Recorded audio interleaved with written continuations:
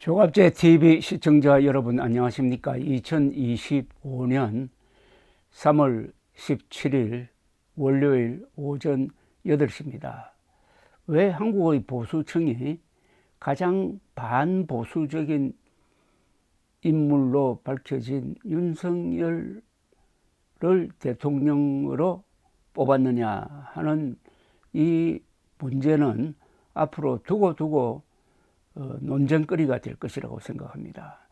윤석열에게 속았느냐 아니면은 이재명 당선을 막기 위해서 보수층이 전략적 선택을 한 것이냐 하는 것도 앞으로 쟁점이 될 것이라고 생각을 합니다. 보수 진영에서 윤석열은 안 된다, 윤석열과 이재명 다 안 된다 라고 주장한 거의 최초의 인물은 정규재 전 한국경제신문 주필입니다. 2021년에 이런 주장을 줄기차게 했고 이재명도 안 되고 윤석열도 안 된다, 나는 기권하겠다는 입장을 표명을 해가지고 보수층 안에서 비판도 많이 받았지만은 윤석열에 대한 그의 입장 그리고 분석은 이제 와서 상당히 정확하다고 보고 재조명될 상황입니다. 윤석열의 문제점을, 그러니까 윤석열의 반보수적 성격과 반보수적 어떤 정체성을 가장 먼저 알아보았다는 거죠. 그런 면에서는 선지자라고 할 수 있습니다. 선지자는 고향에서 핍박받는다는 말이 있는데, 고향이라고 하면 여기서는 보수 진영이라고 볼 수 있습니다. 보수 진영에서 가장 많은 비판을 받은 정규재 전 주필이 요사이는 내 말이 맞았지 않느냐 하고 나올 만한 이유가 있습니다. 그런 가운데서 며칠 전에 자신의 페이스북에 이재명을 어떻게 볼 것이냐 하는 관점에서 아주 흥미로운 글을 썼습니다. 논쟁적 글입니다. 이 글을 소개해 드리겠습니다. 정규재 전 주필의 글입니다. 정주필님, 이재명은 포악무도하고 사악한 악마성을 감추고는 마치 광명을 가져다주는 지도자처럼 자신을 위장한다는 것이 그를 자세히 알 수 있었던 사람들의 일치된 견해더군요. 그와 학창시절 등을 함께 보낸 분들은 한결같이 어떤 절박성을 가지고 이재명의 직권을 막아야 한다며 진실되게 앞서 말씀드린 것 같은 의견을 피력하더군요. 정주필도 경각심을 가져주세요. 악마에게 속아서 오점을 남기고 정론을 펼쳐주시고 저희를 올바르게 인도해 주세요. 이름을 말하면 누구라도 알만한 어떤 분이 이런 글을 보내왔다. 정중하게 쓰여진 글이기에 부득이 답신을 드려야 할 것 같다. 오늘 하루에만도 이재명을 악마라고 지칭한 글을 5편은 좋게 받은 것 같다.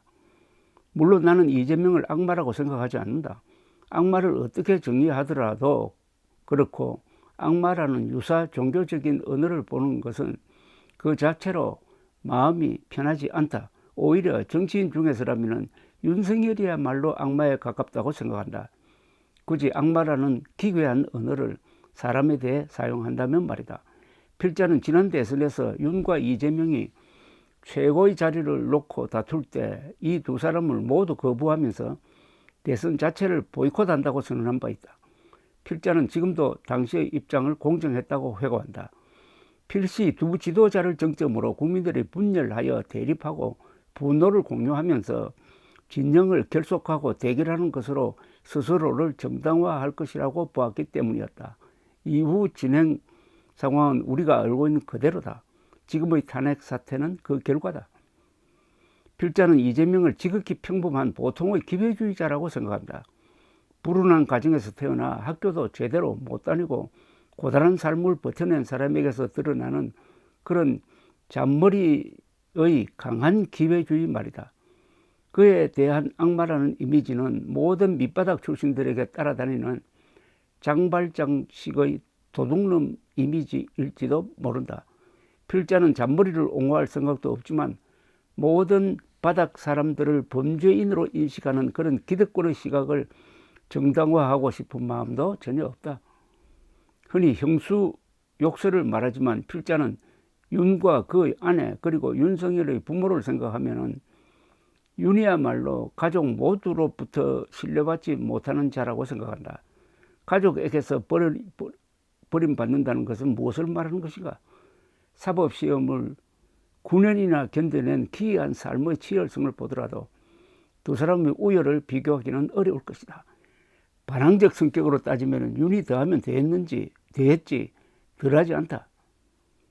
윤은 가는 곳마다 조직과 윗사람과 마찰을 빚었고 그의 결혼과 아내에 대해서는 풍문만으로도 책을 몇 권 써내야 할 지경일 것이다. 그의 아내와 처가 가족을 둘러싼 실로 다양한 풍문들이야말로 윤석열을 악마라고 비정할 때 충분히 성립 가능한 이재명 못지않은 그런 가족 이야기가 된다. 이재명의 이미지에 가장 치명적 상처를 준 것은 형수와의 욕설 대화일 것이다. 가족 내 불화는 누구에게나 존재하지만 그렇게 심각한 욕설이라니 우리를 당황하게 만드는 것은 분명하다. 우리는 아직도 윤의 부모에 대해서 모른다. 그는 자녀도 없이 강아지만 여러 마리를 키운다. 이재명은 공짜 연애라고 불리는 스캔들이 문제였고 형수와의 욕설 대화, 정신질환이 심해가는 형과의 진흙탕 갈등이 문제였지만 말 안 듣는 아들이 있는 보통의 가정을 나름대로 지켜냈다. 그 점이 오히려 차이점이다. 이재명은 지극히 정상적인 사람이고 살아보려고 그리고 소위 출세하려고 노력해온 보통의 사람이라고 나는 본다. 다른 사람에게 직접적인 피해를 준 적도 없다. 굳이 악마라는 괴이적인 언어를 쓴다면 윤이 오히려 그런 쪽이라고 필자는 감히 주장한다. 윤은 문재인 지시와 원호에 힘입어 박근혜를 구속했고 국정원장 4명 모두를 감옥에 보냈으며 200여 명의 전 정부 고관들을 역시 감옥에 보냈다. 사법부 적폐청산을 구호로 양승태 대법원장 등 14명의 고위직 판사를 재판정에 세웠고 70여 명 판사들의 옷을 벗겼다. 불법, 무법, 편법 천지가 되고만 오늘의 참담한 정치는 바로 그 결과다. 필자는 윤과 그를 지지한다는 사람들을 보면서 왜 최악의 인물이 최고의 자리에 오르는가 하는 하이에크의 고뇌를 깊이 공감하게 된다. 그리고 그런 자를 최고의 자리에 올리는 한 무리의 집단이 갖는 응집력과 무도함에 깊이 놀라게 된다. 보수가 국힘당의 석은 자들에게 속아서 윤을 선택하는 순간 보수는 그 순간부터 집단으로 잘못된 길로 들어섰던 것이다. 그들은 권성동의 부하들이며 정진석의 부하들이며 윤핵관들의 부하들이었던 거다. 윤핵관들이 명태균 등과 더불어 당내 선거 사기를 치고 그 결과가 윤석열이었던 것이다. 그들 추종자, 추앙자, 신앙하는 자들은 한 번도 독립적인 인격이었던 적이 없다. 이재명의 교활한 성품? 이런 것은 지극히 개인적 경험이며 편차가 커서 제3자가 판단하기 쉽지 않다. 이중인격 이런 것도 그렇다. 지어낸 것일 경우가 많다. 모든 부정적 인격 특성을 이재명에 투사하여 악마 혹은 말종의 이미지를 만들어낸다. 사람은 누구나 이중인격적이다. 필자는 공정한 검찰관이 있어서 윤을 다룬다면 짧은 시간 안에 전과 10범은 만들어낼 수 있을 것이라고 생각한다. 윤은 대통령직을 수행하면서 그 거칠고 우악스러운 성정이 거의 드러났다. 말술을 마시고 작취 미성인 경우가 작고 폭발하는 즉흥적이며 충동적 성격의 인물임을 가감없이 드러내고 만다. 버럭버럭 화를 낸다. 그의 성정이 국정에 그대로 반영된다. 불타협이어서 협력과 협조, 정치 협상 같은 언어들은 그와 어울리지 않는다. 윤이 욱하고 내지르는 사태의 수많은 결과 중의 하나가 지금 우리가 고통을 겪고 있는 계엄 사태일 뿐이다. 그는 민주주의 체제에서 협상하고 타협하는 지도자로는 아주 형편없는 자질을 가진 자다. 필자는 보수 진영에서 아주 드물게 의대 정원을 지지한 사람이지만은 그토록 무지막지하게 2,000명을 불러대는 인물이라고는 생각하지 못했다. 이재명의 성격과 인격을 악마에 비견하는 것은 그럴듯하다. 그는 검사를 사칭했고 음주운전 경력을 남겼다. 그러나 성남시장과 경기지사를 하면서 비교적 합리적이라는 세간의 평가를 받았다. 대장동 사건으로 비난과 수사와 기어이 재판의 도마에까지 올라있지만 검찰은 아직 그의 부정적 치부에 대해서는 한 푼도 밝혀낸 바가 없다. 특혜를 남발한 것 같지만 여전히 그 은밀한 반대 급부를 검찰은 밝혀낸 바도 없다. 검찰은 그의 아내를 탈탈 털어 10만 원대의 부정카드 사용을 밝혀냈다. 139회의 압수수색을 하고 10만 원대? 나라 돈을 그렇게 낭비하는 검찰은 부끄럽지도 않나. 윤의 하수인에 불과한 검찰이 비싼 세금을 들여 하는 짓이 이런 짓이다. 필자는 이재명의 공직선거법 위반에 대해서는 그를 벌할 정도의 수준에 이른 거짓말이라고 보지 않는다. 김문기를 모른다고 한 거짓말, 국토부로부터 백현동 부지 용도 변경에 대한 압력을 받았다는 거짓말, 검사 사칭 사건과 관련한 위정교사죄에 대해서도 필자는 아주 다른 견해를 갖고 있다. 검사 사칭 제목은 천한 존재, 기어 오르려는 바닥 인물에 대한 기득권의 발길질이었다고 생각한다. 이재명의 거짓말 범죄에 대해서 처벌할 수 없다고 말했을 때 거의 대부분 필자의 사회 친구들이 떨어져 나갔다.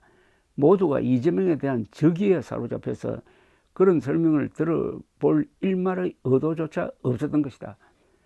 공직선거법의 거짓말 범죄는 소위 당선 무효형을 받으면서 종료된다. 그러나 당선 무효라니 이재명은 당선된 적이 없다. 그는 낙선자다. 당선자는 윤석열이다.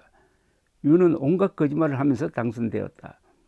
그는 아내가 정권 투자를 해서 약간의 손실을 봤을 뿐 주가 조작은 어림이 없고 장모는 다른 사람에게 10원 한 장 손실을 준 적이 없다는 등의 거짓말을 태연히 해댔다.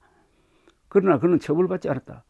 당선자를 처벌할 수 없는데 낙선자는 처벌받는다는 희한한 일을 필자는 정의롭고 공정하다고 말할 수 없다.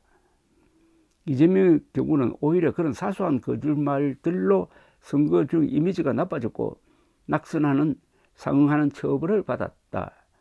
이재명은 잔머리를 많이 굴린다. 맞다. 그러나 잔머리를 굴리는 사람은 그 대신 타협적이다. 대장동에서의 비리는 아직 드러나지 않았다. 본인은 부패 문제는 없다며 아직도 완강하다. 백현동 문제를 의심하는 사람은 꽤 있다. 비리가 있다면 이쪽일 것이라고 보는 것이다. 김만배의 돈이 문제라고 하겠지만 역시 아직 증명된 바는 없다. 비리는 오히려 윤핵에서 엿보인다. 김만배의 누나는 하필 윤석열 부친의 집을 구매했다. 검찰은 대장동에 돈을 부었던 은행들에 대해서는 아예 수사하지 않았다. 상대를 악마라고 부르는 버릇은 어디서 배워온 것인가? 말문이 막힌 자들이 악마라고 내뱉으며 주문을 외듯하는 경향성이 있다. 필자는 이재명을 잘 모른다. 그러나 그런 이유로 이재명에 대한 악의적 별칭들에 포획될 이유가 없는 것이다. 악마라는 호칭은 의아스럽다. 기독교인들이 그렇게 부르는 것인가? 만일 누구를 향해 악마라고 불러야 한다면 검찰권의 무자비한 행사를 주특기로 하는 윤을 그렇게 불러야 한다고 생각한다. 이재명은 휘둘러야 하는 권력자였던 적이 없다. 윤에게 포획된 자들은 어리석은 자라고 말해야 한다. 최근 스스로를 보수라고 주장하는 진영의 수구적이고 반민주주의적이며 사이비 종교 집단적인 태도를 필자는 인정하기 어렵다. 필자는 집단의 포섭을 강요하는 이런 풍토를 경멸한다. 집단에는 그것이 광우병 집회든 촛불이든 광화문이든 지성이 없다. 이상입니다. 감사합니다.